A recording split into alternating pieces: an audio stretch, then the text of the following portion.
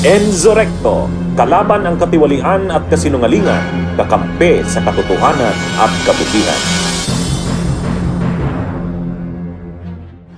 Kapalaran ni Sara Duterte, meron palang epekto ang ating pagboto ng mga senador. Bakit ko po ito nasabi mga kabunyog? Dahil po mga kabunyog, kung ang mga binoto natin ay yung mga senador na akala natin na magiging kakampi nitong si Sara Duterte, sa impeachment trial nito, sigurado yan mga kabunyog. Maabsuelto itong si Sara sa kanyang hinaharap na conviction. Pero mga kabunyog, kung ang mga binoto natin ay yung mga senador na alam natin na galit sa mga korap na tao, sigurado mga kabunyog tanggal sa pwesto itong si Sara. Anyway, panoorin po natin itong maikling presentation ng Bilyonaryo News na kung saan dito po mga kabunyog pinaliwanag kung ano ang magiging epekto ng boto natin dito sa kapalaran ni Sara sa kanyang pwesto. Ang tanging masasabi ko na lamang sa puntong ito ay God save the Philippines. Hindi lang boto para sa mga bagong senador ang nakataya ngayong midterm elections, kundi pati ang kapalaran ni Vice President Sara Duterte sa magiging bagong mukha ng Senado. May enough numbers kaya para mapatalsik siya sa pwesto. Flashback, matapos ang ilang buwang pagbusisi sa mga reklamo laban sa Vice, February 5 nang tuluyang i-impeach ng House of Representatives si VP Sara at i-approve ang pag-transmit nito sa Senado. 250 na kongresista ang lumagda rito. Laman nito ang mabibigat na paratang laban sa kanya, ang culpable violation of the Constitution, betrayal of public trust, graft and corruption at iba pang high crimes. Kasama doon ang naging pahayag niya sa isang online briefing noong 2024 na may kinontrata raw siyang isang individual para mapatay ang first couple at si House Speaker Martin Romualdez sakaling may mangyari sa kanya. Bandang hapon din ng araw na yon, agad itinurn over sa Senado ang mga papel pero hindi na nasalang ang impeachment sa plenaryo. There being none, session is adjourned. Bago pa man nag-adjourn ang Senado, ang balik nila sa Hunyo pa. Dito na nakabinbin ang impeachment trial. Sabi ni Senate President Chis Escudero, bigyan sila ng sapat na panahon para pag-aralan ito.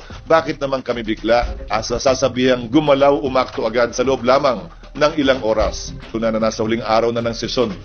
Yan pinadala sa amin halos mag-aalas 5 pa ng hapon. Ayon sa konstitusyon, ang Senado ang tatayong impeachment court para sa bise. Kailangan ng 2/3 vote o boto ng 16 out of 24 senators para mahatulan si VP Sara at tuluyan siyang mapatalsik sa pwesto. Nakatakdang i-present sa plenaryo ang articles of impeachment pagbalik ng sesyon sa June 2, kung saan manunumpa ang mga senador ng 19th Congress bilang hukom. Pagkatapos ng SONA sa July 28, manunumpa naman ang newly elected senators ng 20th Congress. At sa July 30 na magsisimula ang aktwal na impeachment trial. Sa kasaysayan ng Pinas, 2 impeachment trial pa lang ang umabot sa Senado. Ang kay dating Pangulong Joseph Estrada na kalaunay nawala sa pagkapangulo at dating Chief Justice Renato Corona na nahatulang guilty dahil sa SALN violation at napatalsik sa pwesto. Sa 66 senatorial candidates ngayon, 12 ang pwedeng piliin ng botante, kasama ang natitirang 12 na incumbents. Sila ang bubuo sa 24 senator judges na hahatol sa impeachment case laban kay VP Sara. Pero sa gitna na nagbabangga ang Marcos at Duterte camps ngayon, saan nga ba tutumba ang bagong Senado? Para sa political analyst na si Ronald Llamas, ang midterm elections di lang plebisito kay VP, kundi sa kakayahan at tiwala ng publiko kay President Bongbong Marcos. Kung maraming mananalo sa kandidato ng presidente, di positibo yan sa hatol sa kanya ng mamamayan. Kung kaunti ang mananalo, then it's a failure of his government.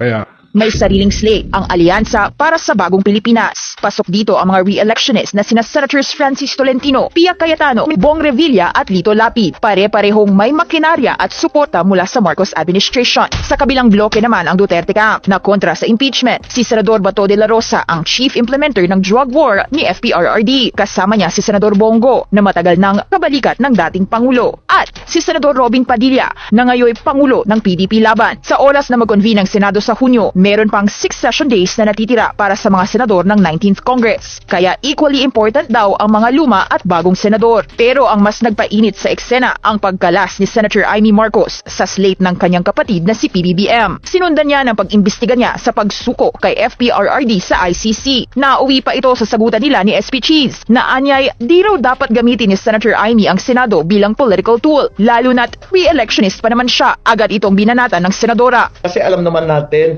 na siya yung ambisyoso. Kung Kongreso, syempre, bago na naman ang Senate President, siguro, baka natetense. Hindi ko alam. Matapos nito, tuluyan na siyang inendorso ni VP Sara. Para kay Llamas, existential na ang tumitinding away ngayon sa pagitan ng mga Marcos at Duterte.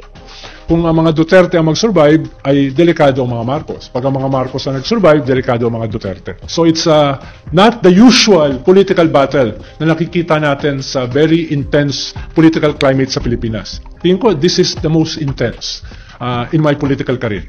Pero higit pa raw ito sa conflict, may nakalakip na agenda para sa 2028 dahil maraming senador ang hindi lang tumatakbo ngayon, kundi pumoposisyon na para sa susunod na administrasyon. Kaya maraming mga senador ay either sa administration or sa opposition or independent, yung kanilang kampanya ay nakatali dun sa nasaan ba yung kanilang political fortune sa 2028.